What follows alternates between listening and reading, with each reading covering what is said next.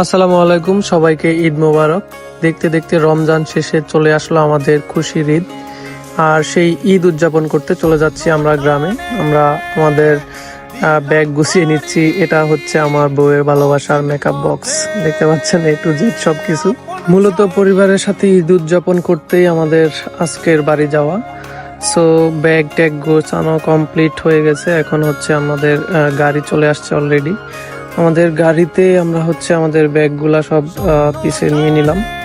তারপর হচ্ছে এখান থেকে আমরা রওনা দিব শাহবাগের উদ্দেশ্যে।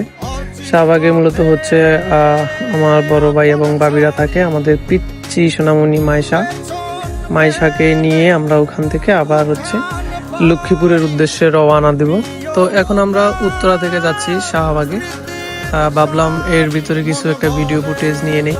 ঈদ মৌসুমে অনেকদিন পর গ্রামে যাচ্ছি, তাই মনটা একটু ফুরফুরা। সব মিলিয়ে ভালোই কাটতেছে। আর খুব বেশি জ্যাম ছিল না রাস্তায়। ছুটিতে অনেকেই অনেক আগেই বাসায় চলে গেছে অলরেডি। তো সব মিলিয়ে রাস্তাটাও ক্লিয়ার পাইলাম, চলতেছে ভালোই।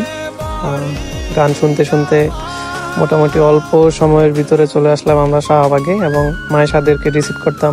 এই হচ্ছে আমাদের সেই পিচ্চি সোনামণি মায়েশা, কালা চশমা লাগাই দিয়ে সে এখন ফিলে আছে, গান শুনতেছে। তো মোটামুটি আমরা ঢাকার বাহিরে চলে আসি অলরেডি। এখানে পরিবেশ দেখলেই আসলে ভালো লাগে, গাছপালা চারিদিকে সবুজের সমারোহ। শহরে আসলে এই ফিলটা পাওয়া যায় না। তো মাইশা আমাদের সাথে থাকায় মাইশাকে নিয়ে মোটামুটি ভালোই সময় কাটলো। না হইলে মোটামুটি বোরিং ফিল করতাম, কিন্তু মাইশা থাকাতে সবাই ওনার সাথে দুষ্টামি করতে করতে আমাদের সময় খুব ভালোই কাটছে।